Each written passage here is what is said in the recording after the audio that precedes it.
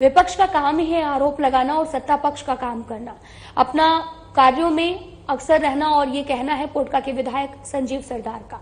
Monsoon सत्र के तीसरे दिन संजीव सरदार ने विधानसभा परिसर में विपक्षी पार्टियों पर आरोप लगाते हुए कहा कि सरकार कितना भी विकास कर ले, विपक्ष हमेशा आरोप लगाते रहते हैं क्योंकि उसका काम ही है सरकार का विरोध करना। सरकार ने चुनाव के समय जीतने में वादे किए थे और वो सभी वादों का खरा उतर रही है।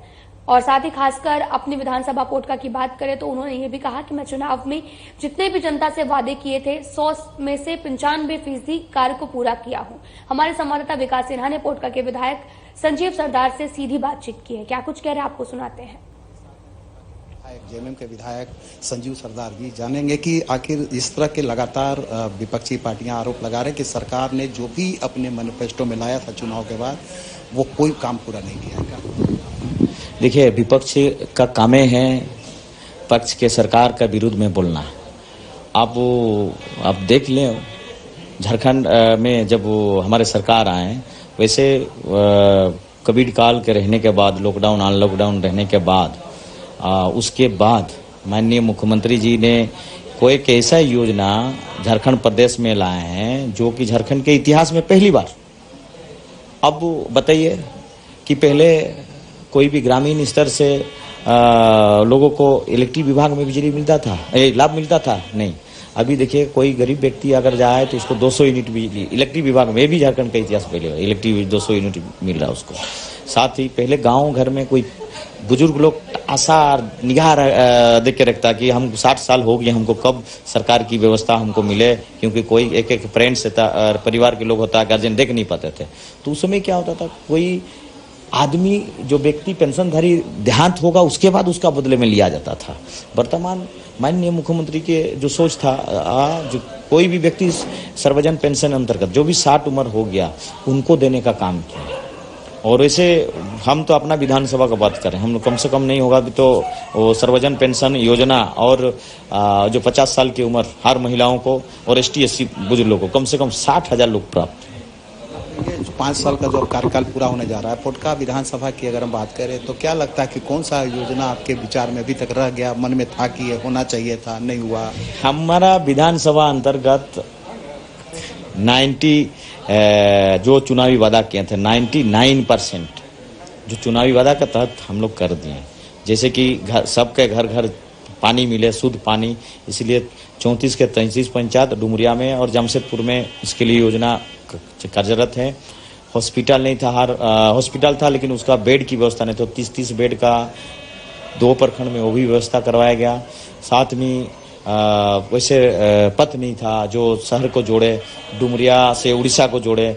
RCD विभाग से डुमरिया में 2 पथ हमारे भागाबांदी से लेकर उड़ीसा, नरसिंह बहाल से लेकर उड़ीसा, और उसके बाद जादूगोड़ा से लेकर पोटका प्रखंड जादूगोड़ा से पिछली जादूगोड़ा तक, और जमशेदपुर प्रखंड अंतर्गत रिंग रोड। ये पांचों रोड हम लोग RCD विभाग से करने का काम किए। और साथ ही 2 जो पर्यटन स्थल था लेकिन उसको दर्जा नहीं था, वो पर्यटन स्थल के रूप में रंकनी मंदिर और मुक्तेश्वर धाम हरिना को दिलाने का काम। साथ ही साथ वन विभाग की ओर से माननीय मुख्यमंत्री जी के कम से कम 24 करोड़ रुपया वहाँ दे के पर्यटन स्थल का घोषणा भी करवाएं और वहाँ पर्यटन के रूप में विकसित करने का भी काम किया जा रहा। और उसके अलावा कि हमारे क्षेत्र में कॉलेज नहीं था और अभी लगभग इस सरकार में 8 गो +2 कॉलेज का दर्जा दिया, हाई स्कूल को +2 कॉलेज का दर्जा दिया। और उसके साथ साथ पोटका प्रखंड में कोई डिग्री कॉलेज नहीं था, वहाँ भी डिग्री कॉलेज देने का काम। सवाल है कि कोई ऐसी योजना जो आपके मन में था? ऐसा ही योजना था जो हमारे प्रखंड पोटका बहुत बड़ा प्रखंड है और उसमें बड़ा प्रखंड है और 34 पंचायत का है, उसमें मांग यही उठा भी थे, उसको कैसे करके अलग एक प्रखंड बनाया जाए।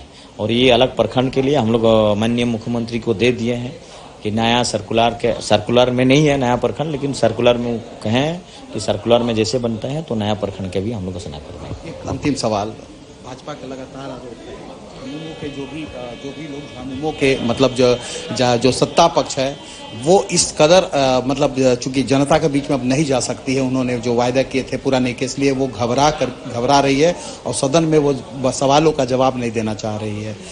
देखिए, ये तो राज्य सरकार नहीं, उसको केंद्र सरकार में विगत चुनाव में ही दिखा दिया कि झारखंड में विपक्ष के क्या स्थिति है। और ये तो हमारा चुनाव राज्य के चुनाव हैं और ये आने वाला दिन है, जनता तय कर देगा। जो इतने सारे कम समय में, उससे कह रहे हैं झारखंड के इतिहास में पहली बार अभी माननीय मुख्यमंत्री जी के जो बहुत महत्वाकांक्षी योजना है झारखंड मुख्यमंत्री मियाँ योजना, तो ये योजना अंतर्गत हम तो घर घर पहुंच जा रहे हैं। एक घर में 3-3 हजार, हर साल में 12,000 मिलेगा, हर साल में। प्रताप जी कह रहे हैं विधायक जी के, अगर सरकार एक भी मैनिफेस्टो पूरा किया होगा, अगर आके जवाब दे पब्लिक में, तो मैं राजनीतिक से संन्यास ले लूंगा। तो हम तो बोल रहे हैं ना, हमारा विधानसभा आके देख ले, पुटका विधानसभा, और हम पुराना मैनिफेस्टो दे देंगे और देख के बोल दें कि कौन सा काम नहीं हुआ है। मतलब आप मानते हैं कि सरकार ने बेहतर कार्य किया, बेहतर काम किया, ये कह रहे हैं झारखंड में। और झारखंड अलग राज्य होने के बाद ये गठबंधन की सरकार में और माननीय मुख्यमंत्री हेमंत सोरेन जी की सरकार ने हमारा पोटका विधानसभा में कम समय में कोविड कोरोना काल 2 साल लॉकडाउन अनलॉकडाउन और उसके साथ उठा पटक और माननीय मुख्यमंत्री की सरकार को जिस तरह परेशान करने से 3 साल के बावजूद इतने कम समय में जो काम हुआ है पोटका विधानसभा में, उससे पहले कभी नहीं हुआ था। ये है पोटका विधानसभा के विधायक संजीव सरदार जी। इन्होंने कहा कि सरकार ने जो अपने कार्यकाल में जो वादा किया था उस पर खरा उतरी है। विरोधियों का काम है आरोप लगाना, विपक्ष में बात करना, लेकिन सरकार ने जितने भी वायदे किए थे उस पर खरा उतरी है। खासकर अगर पोटका विधानसभा की बात करी जाए तो 90 से 95% इन्होंने जो वायदे चुनाव के दौरान किया था सब पूरे किए हैं। कैमरामैन संजय पांडे के साथ विकास सिन्हा, साधना न्यूज़, रांची।